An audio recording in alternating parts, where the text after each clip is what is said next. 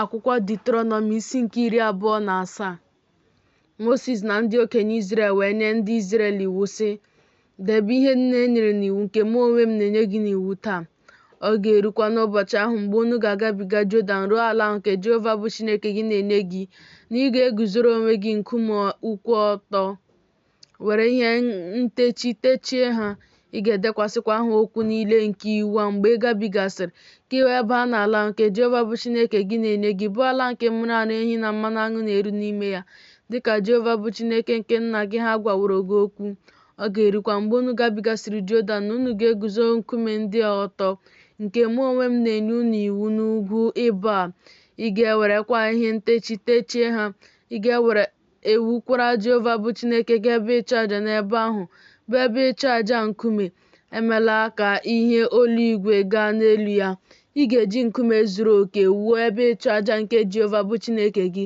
Ị ga-esurekwara Jehova bụ Chineke gị aja nsure ọkụ n'elu ya. Ị ga-achụkwa aja udo, rikwa ihe n'ebe ahụ. Ị ga-aṅụrịkwa ọṅụ n'ihu Jehova bụ Chineke gị. Ị ga-edekwasịkwa na nkume ndị a okwu niile nke iwu a. A ga-atụ akịka ha nke ọma. Mosis na ndị nchụaja bụ ndị Livayị wee gwa Izrel niile okwu sị, nọdụ duu, geekwa ntị Izrel. Ụbọchị taa ka ị ghọworo Jehova bụ Chineke gị otu ndị. Ị ga-egekwa ntị olu Jehova bụ Chineke gị, ma ihe nne o nyere n'iwu na ụkpụrụ ya niile nke mụ onwe m na-enye gị n'iwu taa. Mosis wee nye ndị Izrel iwu n'ụbọchị ahụ sị, ndị a ga-eguzo n'elu ugwu Gerizim ịgọzi ndị Izrel mgbe unu gabigasịrị Jọdan: Simeon na Livayị na Juda na Isaka na Josef na Benjamin. Ndị a ga-eguzokwa n'ugwu Ịba banyere nkọcha: Ruben na Gad na Asha na Zebụlọn na Dan na Neftali. Ndị Livayị ga-ewere olu dị elu zaa sị, ndị ikom niile nke Izrel, onye a na-abụ ọnụ ka nwoke ahụ bụ, nke na-eme arụsị apịrị apị maọbụ arụsị awụrụ awụ, bụ ihe arụ nke Jehova, ọrụ aka onye na-atụ akịka, wee tinye ya n'ebe nzuzo.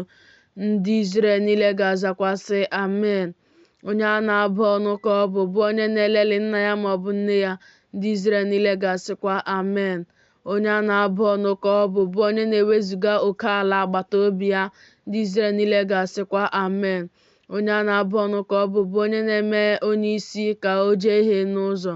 Ndị Izrel niile ga-asịkwa, Amen.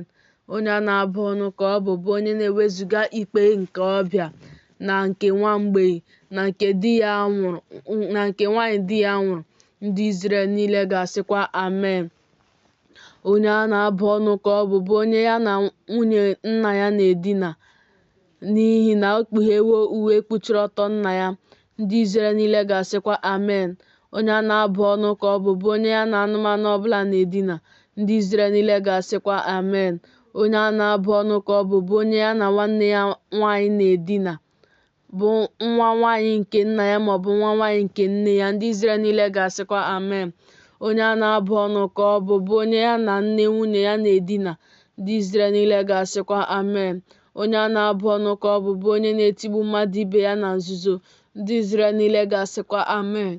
Onye a na-abụ ọnụ ka ọ bụ onye na-anara ihe nri ngọrọ itigbu mmadụ, bụ ịwụsị ọbara nke onye na-emeghị ihe ọjọọ. Ndị Izrel niile ga-asịkwa, Amen.